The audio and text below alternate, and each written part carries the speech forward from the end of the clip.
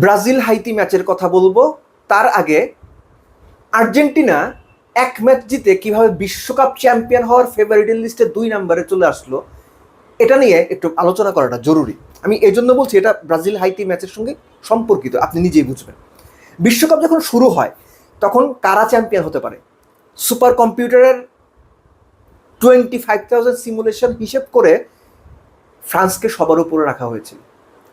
20 point something. 2 নম্বরে ছিল Spain, Argentina ছিল 4 নম্বরে। তাদের বিশ্বকাপ জেতার সম্ভাবনা ছিল 9.5% সামথিং লাইক দ্যাট।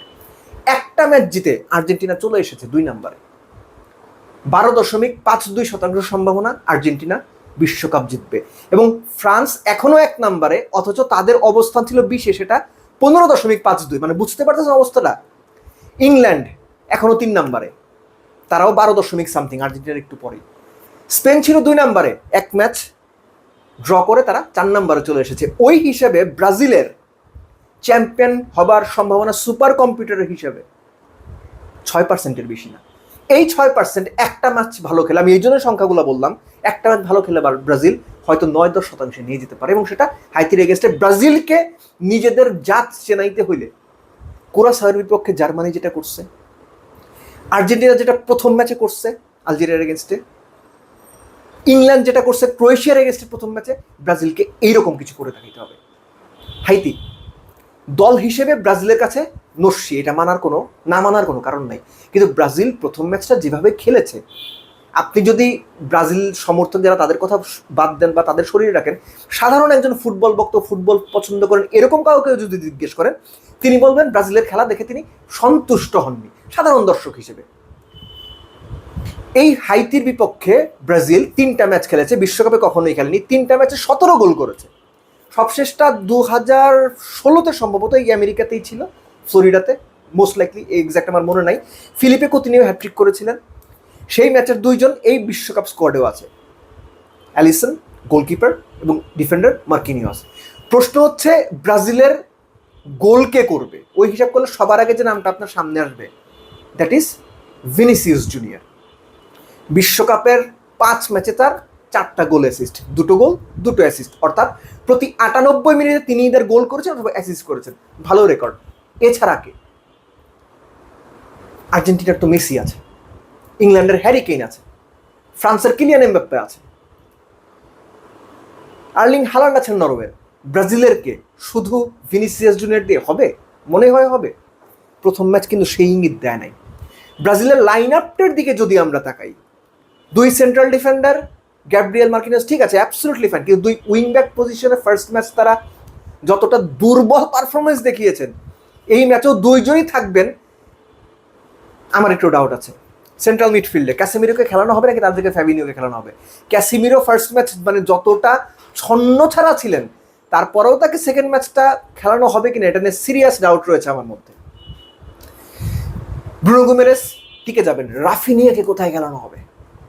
রাইট উইংয়ে উনি তো জাস্ট হারিয়ে গিয়েছিলেন, রাইট উইংয়ে তাকে খুঁজে পাওয়া যায় নাই। তারা কোথায় খেলানো হবে? নাকি খেলানোই হবে না?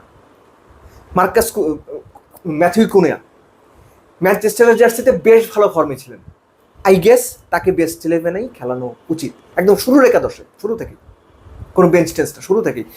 আমি এই নামগুলো এই জন্য বললাম যে ব্রাজিল হাইতির বিপক্ষে শুধু ম্যাচ জেতার চিন্তা করে যদি নামে সেটা একরকম, কিন্তু ওই মেসেজটা দেওয়া, দলের নিজেদের মধ্যে কনফিডেন্সটা বিল্ড আপ করা যে উই আর ব্রাজিল, বা খেলার ধরনের মধ্যে ওই স্পার্ক নিয়ে আসা, ওই শার্পনেস নিয়ে আসা, these are very important things. যেটা জার্মানি করে দেখিয়েছে, যেটা ইংল্যান্ড দেখিয়েছে, যেটা আর্জেন্টিনা দেখিয়েছে, নিজেদের ট্যাকটিক্যাল যে বিষয়গুলো বা নিজেদের ট্যাকটিক্সের যে সঠিক বাস্তবায়ন কিংবা অ্যাগ্রেশন কিংবা কনফিডেন্স কিংবা দল হিসেবে নিজেদের অস্তিত্ব জানান দেওয়া, মেসেজ দেওয়া অপোনেন্টকে, যত অপোনেন্ট আছে সবাইকে, ব্রাজিলকে সেটা করতে হবে। হাইতির সঙ্গে ব্রাজিল জিতবে, কেননা এই গ্রুপটা, ব্রাজিলের যে গ্রুপটা, এটা একটু ইন্টারেস্টিং। যেমন মরক্কো ব্রাজিলের ম্যাচটা ছিল এই বিশ্বকাপে গ্রুপ পর্বগুলোর একমাত্র যেটা সবচেয়ে মানে closest rank, top rank team একসঙ্গে, টপ 10-এর 2টো টিম একবারই মোকাবেলা করেছে। এবং হাইতির সঙ্গে ব্রাজিলের র্যাঙ্কিংয়ের যে পার্থক্য, সেটা এই বিশ্বকাপে গ্রুপ পর্বে সেটাও সবচেয়ে বড় পার্থক্য। Brazil 6th, Haiti 84th, in between 78। এই বিশ্বকাপের গ্রুপ পর্বের আর কোনো ম্যাচ নাই যে দুটো দল খেলবে যাদের র্যাঙ্কিংয়ের পার্থক্য 78। সো ইন্টারেস্টিং কিছু ব্যাপার আছে, বাট ব্রাজিলকে এত কিছু মাথায় নিলে হবে না, ব্রাজিলকে ব্রাজিল হিসেবে জানান দিতে হবে। সো হাইতির বিপক্ষে ম্যাচ ব্রাজিলের জন্য অ্যাসিড টেস্ট আমি বলবো না, ব্রাজিলের জন্য ব্রাজিল হয়ে ওঠার ম্যাচ, ব্রাজিলের জন্য নিজেদেরকে ফেভারিট হিসেবে জানান দেওয়ার ম্যাচ। সেটা যদি ব্রাজিল করতে পারে, হয়তো আগামী লাস্ট ম্যাচ মানে গ্রুপের লাস্ট ম্যাচ বা পরবর্তী পর্যায়ে ব্রাজিল ধাপে ধাপে যতটুকু এগিয়ে যায় সেটা হয়তো কনফিডেন্স হিসেবে কাজ করবে। কিন্তু হাইতির সঙ্গে যদি ব্রাজিল ধুকে ধুকে ম্যাচ খেলে বা ধুকে ধুকেই জেতে, সেটা কিন্তু ব্রাজিলকে দল হিসেবে কনফিডেন্স দেবে না, এবং একই সঙ্গে ভক্তদের যে প্রত্যাশা সেটাও এতটুকু পূরণ করতে পারবে না। এক্সপেক্ট করবো ব্রাজিল যেন ব্রাজিল হয়ে ব্রাজিলের মতো খেলে। ওই ব্রাজিলকেই আমার মনে হয় যে ব্রাজিলের ভক্তরা তো বটেই, সাধারণ ফুটবল প্রেমী যারা আছে তারাও সেই ব্রাজিলকেই দেখতে চান।